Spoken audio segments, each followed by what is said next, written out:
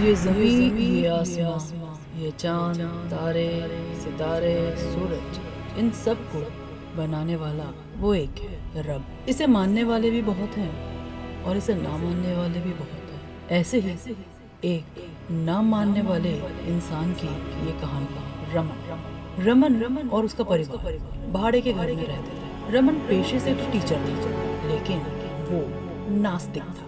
पर उसकी बाकी की पूरी फैमिली आस्था था। उसका ट्रांसफर दूसरे शहर हुआ था। वो लोग अभी हाउस नंबर 13 में शिफ्ट हुए थे और यहीं से कहानी शुरू होती है। क्योंकि रमन नास्तिक था तो उसने घर में बिना पूजा पाठ कराए, बिना मुहूर्त के ऐसे ही घर में शिफ्ट हो गया। लीला, रमन की बीवी, चाय बना रही थी और रमन बाहर फोटो फ्रेम लगा रहा था। अभी लीला चाय छान ही रही थी कि रमन की बहुत जोर से चिल्लाने की आवाज आती है। लीला भागती हुई किचन से आती है और रमन से पूछती है, क्या हुआ? अरे क्यों चिल्ला रहे हो? रमन कहता है, मैं ये फोटो फ्रेम लगा रहा था, उसके लिए दीवार पे कील ठोकने गया तो ये मेरे हाथ में लग गई। लीला ने कहा, फ्रेम उंगलियों पे नहीं लगनी थी, दीवार पे लगनी थी, तो कील दीवार पे लगाना था, ना कि उंगलियों में। रमन को वैसे ही चोट लगी थी। रमन ने थोड़े गुस्से में कहा, अगर तुम्हारा रोस्ट करना हो गया हो तो हम डॉक्टर के पास चले। वो दोनों डॉक्टर के पास पहुंचते हैं। डॉक्टर जख्म देखता है, कहता है जख्म काफी गहरा है, पूरे 9 टाके आते हैं। और फिर तो अभी जैसे रोज की बात हो गई हो, कुछ न कुछ रोज ही उस घर में होता। कभी रमन के सर पे चोट लग जाती तो कभी घर में रखी हुई चीजें नहीं मिलती। कभी कभी रमन को लगता कि उस घर में कोई और भी है। वो उसे महसूस कर सकता था। लगभग 6 महीने बीत गए थे। एक दिन स्कूल में पढ़ाते हुए रमन बेहोश होके जमीन पे गिर जाता है। उसे फौरन हॉस्पिटल में एडमिट किया जाता है। रमन की बीवी लीला और उसका बेटा दोनों हॉस्पिटल पहुंच जाते हैं। वो लोग हॉस्पिटल में उसके लिए बहुत परेशान रहते हैं। सारे टेस्ट कराए जाते हैं, सभी टेस्ट नॉर्मल आते हैं। घर आने बाद भी वो बहुत खामोश रहने लगा। उसे कभी कभी लगता कि वो पागल हो जाएगा, कभी पागलों की तरह रोने लगता। रमन बहुत बेचैन रहने लगा। लीला ने पूछा, तुम इतना क्यों बेचैन रहते हो?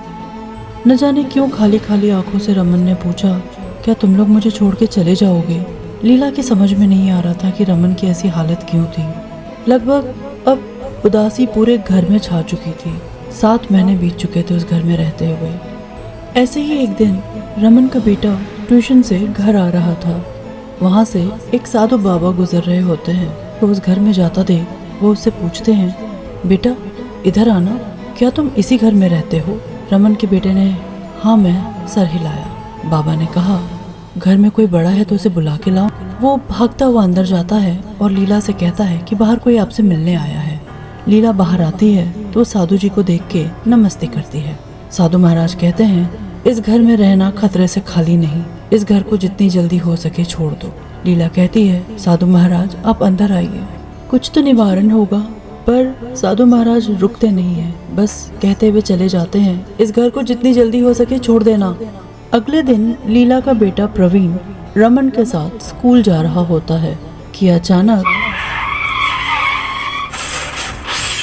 कार का एक्सीडेंट हो जाता है। एक्सीडेंट में रमन को कुछ नहीं होता, लेकिन प्रवीण को 9 टाके आते हैं, पूरे 9 टाके। लीला को साधु महाराज की बात याद आती है। वो रमन से घर में हवन रखने के लिए कहती है, जिसके लिए रमन साफ साफ मना कर देता है। उसी रात बहुत अजीब सा कुछ हुआ।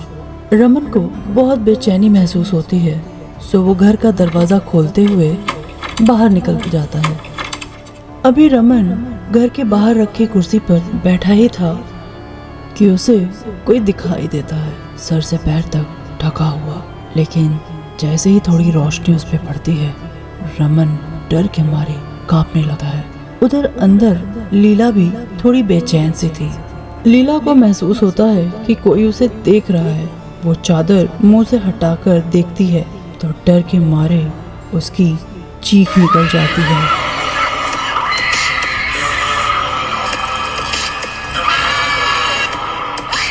वो चीखती हुई भागती है कमरे से और रमन से टकरा जाती है। वो रमन से रोते हुए कहती है कि अंदर एक भयानक चुड़ैल है। वो अभी कुछ और कहने ही जा रही थी, तभी किसी की हंसने की आवाज आने लगती है।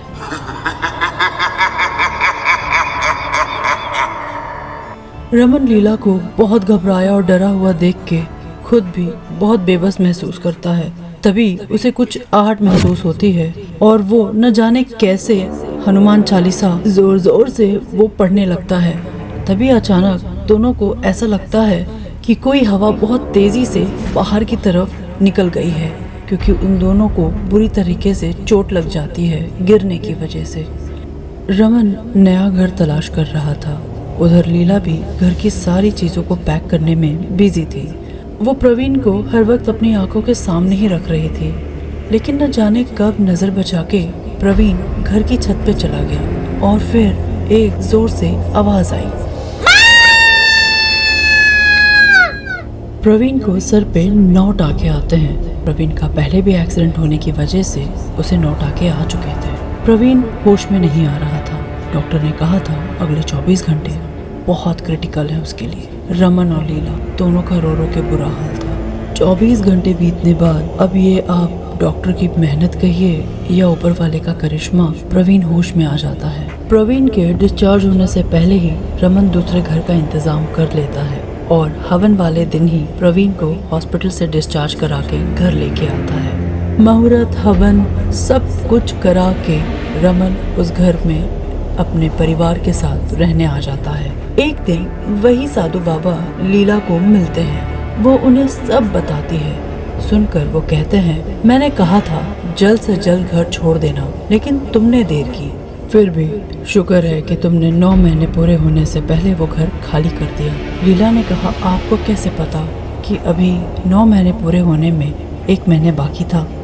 क्योंकि वो दुष्ट आत्माएं किसी को 9 महीने से ज्यादा जिंदा रहने ही नहीं देती। न जाने क्यों लोग अपने थोड़े से फायदे के लिए औरों का नुकसान कराते हैं। तुम लोग भाग्यशाली थे जो वहाँ से निकल गए, क्योंकि आज तक न जाने कितने परिवार इसमें रहने आए और सब उस घर नंबर 13 की आहुति चढ़ गए। ये सुनकर लीला ने ऊपर वाले का बहुत बहुत शुक्र अदा किया कि वो अपने परिवार के साथ आज सही सलामत दूसरी जगह रह रही है। और वो साथ ही ये भी प्रार्थना करती है कि उस घर में अब कोई ना आए। उस घर के बाहर एक ऐसा नोटिस बोर्ड लगा दिया गया कि ये घर खूनी घर है, इसमें आने की या रहने की गलती कभी ना करें।